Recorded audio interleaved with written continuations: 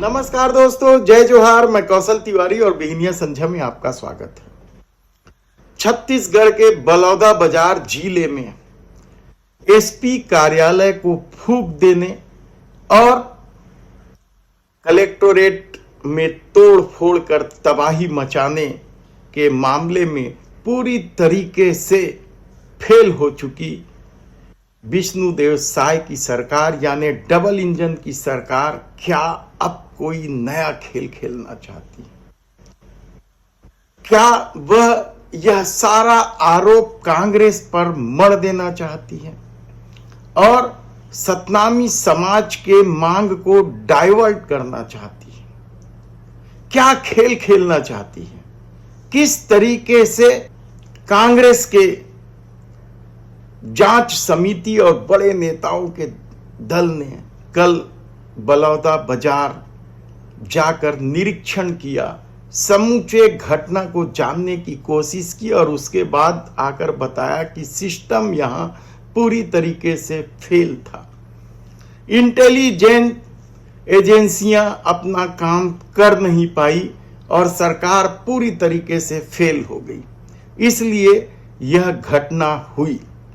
इसके लिए न केवल कलेक्टर एसपी बल्कि सरकार भी पूरी तरीके से जिम्मेदार है। तो दूसरी तरफ न्यायालय ने प्रभावित लोगों को मुआवजा देने, क्षतिपूर्ति करने और घायलों का मुफ्त में इलाज करने की बात भी कही है। देखना है सरकार क्या करती, लेकिन शायद सरकार समझ नहीं पा रही है और शायद वह भूल कर रही है, कहा जाए तो गलत नहीं होगा। विष्णुदेव साय सरकार को शायद नहीं मालूम है कि ये आदिवासी नहीं है जिनका नक्सलियों के नाम से इनकाउंटर कर दिया जाए, प्रताड़ित किया जाए, उनकी जमीन छीन ली जाए, नौकरी न दी जाए उद्योगों में और वे शांतिपूर्ण आंदोलन करते मर जाएं। ये सतनामी समाज है। हमने पहले भी बताया कि छत्तीसगढ़ में जितने भी समाज रहते हैं, जाति के लोग रहते हैं, उसमें सतनामी समाज सबसे ज्यादा अपने मान सम्मान को लेकर जीता है। गुरु घासीदास जी के बताए मार्ग पर वे मन के एक समान की राह पर चलते तो हैं, लेकिन अपमान जरा भी बर्दाश्त नहीं करते।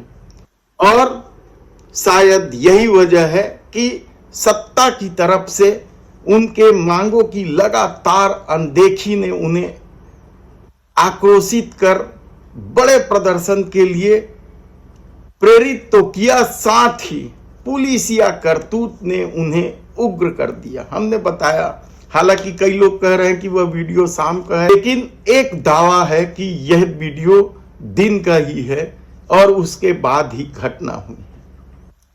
तब ऐसे में क्या सारा दोष कांग्रेस पर मढ़कर भारतीय जनता पार्टी की सरकार यानी डबल इंजन की सरकार, विष्णुदेव साय की सरकार अपनी जिम्मेदारी से मुक्त हो जाना चाहती? अभी तक मुआवजे, क्षतिपूर्ति, घायलों की कोई लिस्टिंग नहीं हुई है, यानी अब भी क्या वह हल्के में ले रही है? और आने वाले दिनों में सतनामी समाज का गुस्सा राजधानी तक आ पहुंचेगा।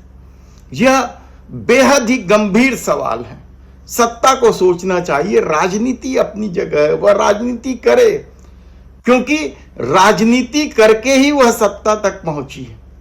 तब पहली बार आप सुनकर हैरान हो जाएंगे कि पहली बार सत्तारूढ़ पार्टी के द्वारा जांच समिति बनाई गई है। सरकार न्यायिक जांच की घोषणा कर चुकी है। तब सवाल यह है कि यह जांच समिति आखिर भारतीय जनता पार्टी ने क्यों बनाई? क्या वजह है यह जांच समिति बनाने की, जबकि सरकार तो उन्हीं की है, वह जांच तो करा ही रही है, न्यायिक जांच करा रही है। फिर भारतीय जनता पार्टी को अलग से दयालदास बघेल की अध्यक्षता में जांच समिति बनाने की जरूरत क्यों पड़ी? इस जांच समिति के संयोजक खाद्य मंत्री दयालदास बघेल तो हैं ही, उनके साथ प्रदेश सरकार के एक मंत्री टंकराम वर्मा, प्रदेश उपाध्यक्ष शिवरतन शर्मा, चुनाव हारे हाल में ही भाटापारा से, पूर्व विधायक नवीन मार्कंडे और रंजना साहू को शामिल किया गया है। यह जांच समिति क्यों बनाई गई है? सत्ता उन्हीं की है, दो मंत्री जांच समिति में हैं। क्यों? क्या यह पार्टी का अंदरूनी झगड़ा है? एक सवाल तो उठ ही रहे कि क्या संगठन और सत्ता के बीच कोई तालमेल नहीं है? संगठन को सत्ता की जांच पर भरोसा ही नहीं रह गया है। क्यों? या फिर कोई बड़ी साजिश या कोई बड़ी राजनीतिक दांव खेलना चाहती है भारतीय जनता पार्टी? तीन मंत्री पत्रकार वार्ता लेकर किस तरीके से कांग्रेस के नेताओं को षड्यंत्रकारी और समूचे इस हिंसा के लिए जिम्मेदार ठहराने की कोशिश की है, यह भी तो इस प्रदेश के लोगों ने देखा है कि किस तरीके से सतनामी समाज के धर्म गुरु रुद्र कुमार को ही उपद्रवी कह दिया गया और इससे खिन्न रुद्र गुरु एसपी कार्यालय तक जा पहुंचे थे। लेकिन सवाल तो यही है कि जब सत्ता भारतीय जनता पार्टी की है और जांच की जा रही है, तब क्या कोई षड्यंत्र किया जा रहा है? क्या कांग्रेस नेताओं को घेरने के लिए पार्टी अपने स्तर पर कोई खेल खेल रही है? क्या है पूरा मामला? क्यों ऐसा किया जा रहा है? सतनामी समाज अभी भी आक्रोशित है। बेवजह पिटाई और जो आंदोलन में शामिल नहीं थे, गांव-गांव में पुलिस की, आसपास के गांव में पुलिस की छापेमारी चल रही है, युवाओं को पकड़ा जा रहा है। हालांकि अभी तक जो गिरफ्तारी हुई है उसे प्रशासन कम बता रही है, क्योंकि भीड़ तो 10,000 से अधिक थी। गिरफ्तारी 150, 200, 300, 400 तक ही पहुंची है। 8 FIR हुए हैं। कलेक्टर लाल कुमार चौहान को निलंबित कर दिया गया है। SP सदानंद कुमार को निलंबित कर दिया गया है।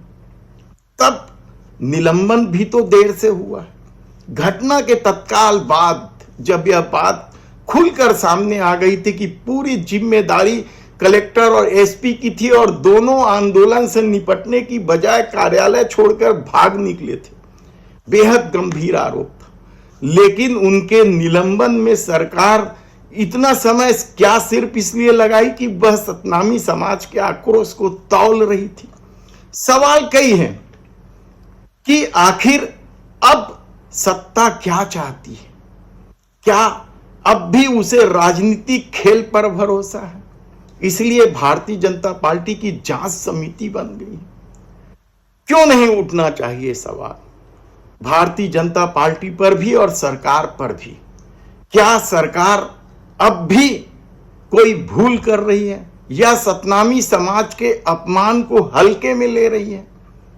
कई तरह के सवाल हैं।